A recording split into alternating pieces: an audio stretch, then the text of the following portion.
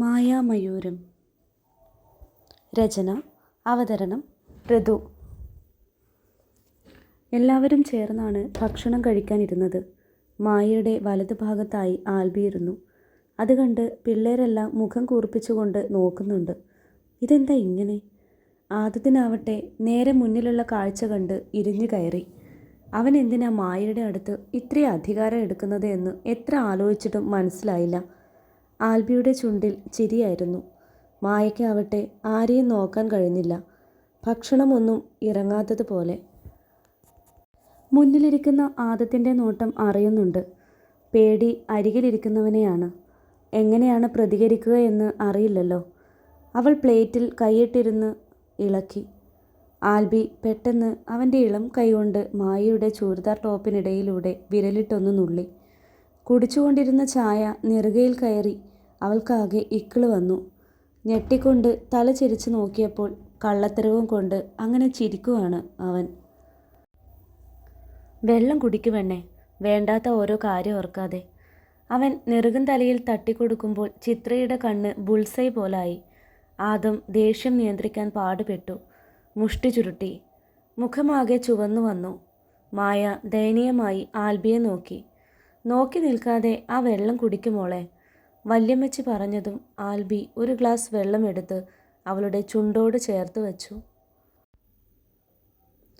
മായ ഒരിറക്ക് മാത്രം കുടിച്ചു. അവൻ ആരും അറിയാതെ വീണ്ടും അവളുടെ വയറിൽ കുസൃതി കാട്ടി. സ്വിച്ച് ഇട്ടതുപോലെ ഇക്കിൾ നിന്നു.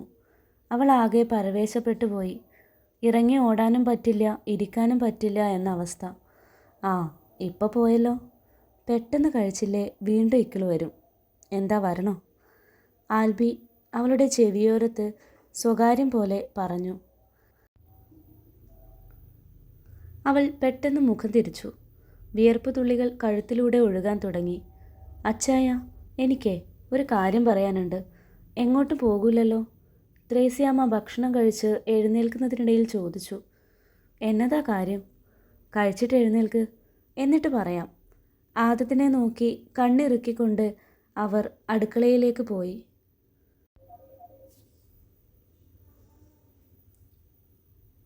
അപ്പോഴാണ് അലീനയുടെ ഫോൺ ബെല്ലടിച്ചത്.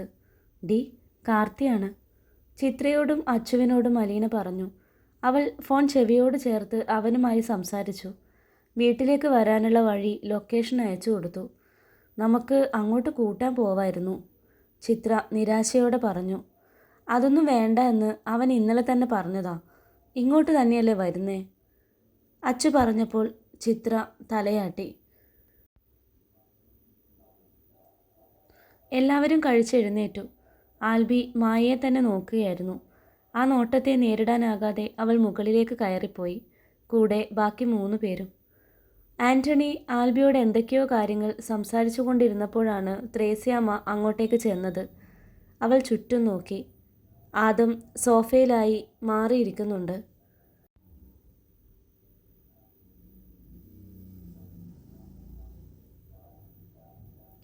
അവനെ നോക്കി കണ്ണിറുക്കിക്കൊണ്ട് അവർ ആൻ്റണിയുടെ അടുത്തേക്ക് നടന്നു. അച്ചായ. സംസാരം നിർത്തി 2 പേരും തിരിഞ്ഞു നോക്കി. ഞാനൊരു കാര്യം പറയാൻ. അതിന് നീ എന്നതാടി കിടന്നുരുളുന്നേ? ആൻ്റണി തൻ്റെ കെട്ടിയോളെ ആകെ ഒന്ന് നോക്കി. നല്ല കാര്യാ. കേട്ടപ്പോൾ എനിക്കും കൊള്ളാമെന്ന് തോന്നി. നീ കാര്യം തെളിച്ചു പറ. ആൻ്റണി അല്പം മുന്നോട്ട് നീങ്ങി നിന്ന് ഗൗരവത്തോട് ചോദിച്ചു. ത്രേസ്യാമ്മ ഒന്നുകൂടെ ആദത്തെ നോക്കി. ആൽബിയുടെ കണ്ണുകൾ കുറുകി വന്നു. നമ്മുടെ ആദത്തിന് ഒരാളെ ഇഷ്ടമാണെന്ന്, കല്യാണം കഴിക്കാൻ താല്പര്യമുണ്ടെന്ന്. ആൻ്റണി അത് കേട്ട് വായും പൊളിച്ച് ആദത്തെ നോക്കി. എൻ്റെ കർത്താവേ, ഞാൻ എന്നതായി കേൾക്കുന്നേ? ഉള്ളതാണോടാ? ഇത് പറയാനാണോടി നീ കിടന്നുരുണ്ടത്? അയാൾ ആദത്തിൻ്റെ അടുത്തേക്ക് ചെന്ന് അവൻ്റെ തോളിൽ കൈ ചേർത്തു. ആൽബി അവരെ നോക്കി 2 കൈയും പുറകിലായി കെണിച്ച് മുഷ്ടി ചുരുട്ടി പിടിച്ചു. കൊച്ചാരാടാ? നമ്മുടെ ഇടവകയിലുള്ളതാണോ? ഇനി അതല്ല വല്ല മദാമിയും മറ്റോ ആണോ? ആൻ്റണി പാതി കാര്യത്തിലും പാതി തമാശയായും ചോദിച്ചു. ഇത് രണ്ടും അല്ലെന്ന് പറഞ്ഞ അച്ചായന് നന്നായി അറിയാം. ഇഷ്ടാവുകയും ചെയ്യും. അതാരാടി? ഞാനറിയുന്ന ആള്. കാർത്തി എത്താറായി എന്ന മെസ്സേജ് വന്നപ്പോഴാണ് മുകളിൽ നിന്ന് 4 പേരും താഴേക്ക് ഇറങ്ങി വന്നത്. താഴെ അപ്പനും അമ്മയും നല്ല ചർച്ചയിലാണെന്ന് കണ്ട് അലീന ആൽബിയുടെ അടുത്തേക്ക് നീങ്ങി നിന്നു. എന്നത് ആൽബിച്ചോ, ഒരു സഭ കൂടല്? അവൻ അതിനൊന്ന് ചിരിക്കുക മാത്രം ചെയ്തു. മായ കുളിയൊക്കെ കഴിഞ്ഞ് വേഷം മാറിയിരുന്നു. ഇളം റോസ് നിറത്തിലുള്ള ചുരിദാറാണ് ധരിച്ചത്. അലങ്കാരങ്ങളൊന്നുമില്ലെങ്കിലും തനി തങ്കം പോലെ അവൾ തിളങ്ങി. മായ ഇടം കണ്ണിട്ട് നോക്കിയപ്പോൾ ആൽബിയുടെ മുഖത്താകെ ഗൗരവമായിരുന്നു. നേരത്തെ കണ്ട കുറുമ്പൊന്നും കാണാനില്ല. എന്തു പറ്റിയോ ആവോ, അവളുടെ മുഖം വാടി. എന്നതാ അപ്പച്ച ഇങ്ങനെ അന്തം വിട്ടിരിക്കുന്നേ? അലീന പപ്പയുടെ അടുത്തേക്ക് നീങ്ങി നിന്നു. നിന്റെ പാപ്പച്ചയ്ക്ക് ഒരാളെ ഇഷ്ടാണെന്ന്. അത് കേട്ട് മായയും അച്ചുവും ചിത്രയും ഞെട്ടി. അച്ചുവും ചിത്രവും പരസ്പരം നോക്കി കണ്ണു മിഴിച്ചു.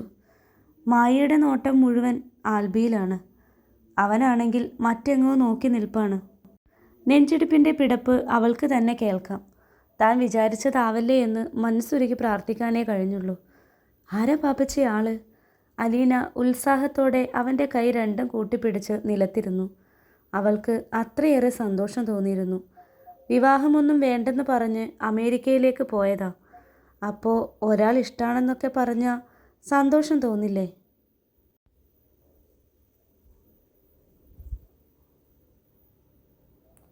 നമ്മുടെ മായ. ത്രേസ്യാമ്മ അതും പറഞ്ഞ് വിറച്ചു നിൽക്കുന്ന പെണ്ണിൻ്റെ മുഖത്തേക്ക് നോക്കി. എല്ലാവരും ഞെട്ടിത്തെറിച്ചു. ആൻ്റണിയുടെ മുഖം ആദ്യം പോയത് ആൽബിയുടെ നേരെയാണ്. അവൻ കണ്ണുകളടച്ച് നിൽക്കുവാണ്. മായയ്ക്ക് ഭൂമി പിളർന്നു പോകുന്നതാണ് ഏറ്റവും നല്ലത് എന്ന് തോന്നിപ്പോയി. ഞാൻ കേട്ടത് തന്നെയാണോ നീയും കേട്ടത്?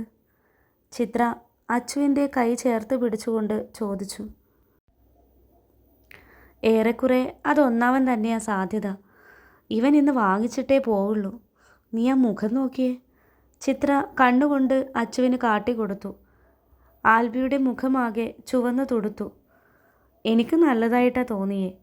മായയ്ക്ക് ഇഷ്ടക്കേടൊന്നുമില്ലെങ്കിൽ നമുക്ക് ഇവൻ്റെ വീട്ടിൽ പറയാം. അലീനയിൽ കണ്ട ഉത്സാഹമൊക്കെ അഴിച്ചുവിട്ട ബലൂൺ പോലെ ഒലിച്ചുപോയി. അവൾ മെല്ലെ ആദത്തിൻ്റെ മുന്നിൽ നിന്ന് എഴുന്നേറ്റ് കുറച്ചു മാറി ആൽബിയെ തന്നെ നോക്കി. മറുപടി പറയേണ്ടതൊക്കെ അവിടെ നിന്നാണ്. പറയട്ടെ. കേട്ടു നിൽക്കുക എന്നല്ലാതെ ഇക്കാര്യത്തിൽ ഇനി ഒന്നും ചെയ്യാനില്ല. ആൻ്റണിയും ഒന്ന് പതറിപ്പോയിരുന്നു.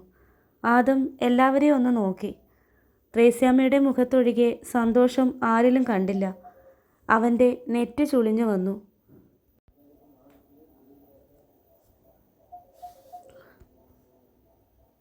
ആൻ്റണി ആൽബിയെ ഒന്ന് നോക്കി മായയുടെ അടുത്തേക്ക് പോയി. അവൾക്ക് വല്ലാതെ പേടി തോന്നാൻ തുടങ്ങിയിരുന്നു. ഇനി എന്താ ഉണ്ടാവുക എന്ന് അറിയാൻ വയ്യ. മോളെ, ഇവിടെ പറഞ്ഞതൊക്കെ കേട്ടല്ലോ. ഇക്കാര്യത്തിൽ മോക്ക് എന്തെങ്കിലും താല്പര്യമുണ്ടോ? ഒന്നിനും ആരും നിർബന്ധിക്കില്ല. ഉണ്ടെങ്കിൽ മാത്രം പറഞ്ഞാൽ മതി. അത്രയെങ്കിലും ചോദിക്കേണ്ട കടമ തനിക്കുണ്ട്. ഉത്തരം എന്താകുമെന്ന് ഉറപ്പായിട്ടും മറ്റു നിവൃത്തിയില്ല. എല്ലാവരുടെയും നോട്ടം മായയിലായി. അവൾക്ക് എന്ത് പറയണമെന്നോ എന്ത് ചെയ്യണമെന്നോ മനസ്സിലായില്ല. കണ്ണൊക്കെ നിറഞ്ഞു വരുന്നുണ്ട്. മോളെ, ആദ്യത്തെ ഞങ്ങൾക്ക് നന്നായി അറിയാം.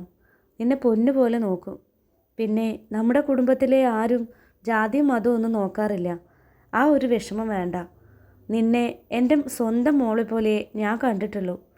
ത്രേസ്യാമ്മ അവളുടെ മുടിയിൽ തലോടിക്കൊണ്ട് സ്നേഹത്തോടെ പറഞ്ഞു. മായയിൽ നിന്ന് ഒരു തുള്ളി കണ്ണുനീർ അടർന്ന് താഴേക്ക് വീണു. അവൾ ആൽബിയെ വീണ്ടും നോക്കി. അവിടെ നിന്ന് വന്ന രൂക്ഷമായ നോട്ടത്തിൽ ഉരുകി ഒലിക്കുന്നത് പോലെ തോന്നിപ്പോയി. മായയുടെ മൗനം ആൽബിയിൽ ദേഷ്യം നിറച്ചു. നിനക്കിവനെ കെട്ടണോടി? പെട്ടെന്നുണ്ടായ അലർച്ചയിൽ ആ വീട് മുഴുവൻ കുലുങ്ങിപ്പോയതുപോലെ. മായ വിറച്ചുകൊണ്ട് അവനെ നോക്കി. പറയടി, നിനക്കിവനെ കെട്ടണോ? ഉടുത്ത മുണ്ട് മാടി കുത്തിക്കൊണ്ട് അവളുടെ അടുത്തേക്ക് ദേഷ്യത്തിൽ ചെന്ന് നിന്നു. ഇച്ചായ, കരഞ്ഞുകൊണ്ട് അവൾ വിളിച്ചുപോയി. താൻ എന്തിനാടോ അവളോട് ഇത്ര അധികാരം കാട്ടുന്നേ? എന്നെ ഇഷ്ടമുണ്ടെങ്കിൽ അത് അവൾ പറയും. താൻ ഇതിൽ ഇടപെടണ്ട. സോഫയിൽ നിന്ന് എഴുന്നേറ്റ് ആദം പറഞ്ഞപ്പോൾ അന്തരീക്ഷം ചെറുതായി മാറി തുടങ്ങിയതായി ആൻ്റണി തിരിച്ചറിഞ്ഞു. ആൽബി അവളെ നോക്കി ഒന്ന് മീശ പിരിച്ചു. എനിക്ക് ഇവളിൽ അധികാരമില്ലെന്ന് തന്നോടാരാ പറഞ്ഞ്? ഒരു കൈകൊണ്ട് മായയെ തൻ്റെ നെഞ്ചിൽ ചേർത്ത് നിർത്തി അത് ചോദിച്ചപ്പോൾ എല്ലാവരും ഞെട്ടിക്കൊണ്ട് അവരെ തന്നെ നോക്കി. ആൻ്റണി മാത്രം പ്രത്യേകിച്ച് ഭാവമാറ്റമൊന്നുമില്ലാതെ സോഫയിലിരുന്നു. മായയെ പുണർന്ന് അവൻ്റെ കൈകളിലേക്ക് നോക്കുമ്പോൾ ഭ്രാന്ത് പിടിക്കുന്നത് പോലെ ആദത്തിന് തോന്നി. ഞാൻ ഒന്നാമത് എൻ്റെ ഭാര്യയെ വേറൊരുത്തന് കെട്ടിച്ചു കൊടുക്കാൻ ഉദ്ദേശിക്കുന്നില്ല. രണ്ടാമത്തെ കാര്യം, എനിക്കിവളെയും ഇവക്ക് എന്നെയും ഇഷ്ടമാണ്. ഇപ്പോൾ തനിക്ക് എന്താ അധികാരമെന്ന് മനസ്സിലായിട്ടുണ്ടാവുമല്ലോ. അത് പറഞ്ഞു കഴിഞ്ഞതും ആൽബി അവളെ കുറച്ചുകൂടി മുറുകെ പിടിച്ച് കവിളിലായി അമർത്തി ചുംബിച്ചു. ചിത്ര വീഴാതിരിക്കാനായി അച്ചുവിനെ ചേർത്ത് പിടിച്ചു. ത്രേസ്യാമ്മ നെഞ്ചിൽ കൈവച്ച് കർത്താവിനെ വിളിച്ചു. കേട്ടതൊന്നും വിശ്വസിക്കാനാകാതെ ആദം തറഞ്ഞു നിൽക്കുകയാണ്. ദേഷ്യവും വെറുപ്പും പകയും നിരാശയും ഒരുപോലെ അവനിൽ നിറഞ്ഞു വന്നു. ഇത്ര ഉറപ്പോടെ പറയുമ്പോൾ അത് വെറുതെ ആയിരിക്കില്ലെന്ന് മനസ്സിലാക്കാനുള്ള ബുദ്ധി അവനുണ്ടായിരുന്നു. ഈ പ്രശ്നങ്ങൾക്ക് നടുവിലേക്കാണ് ഒരു ബാഗും പിടിച്ച് കാർത്തി വന്ന് കയറിയത്.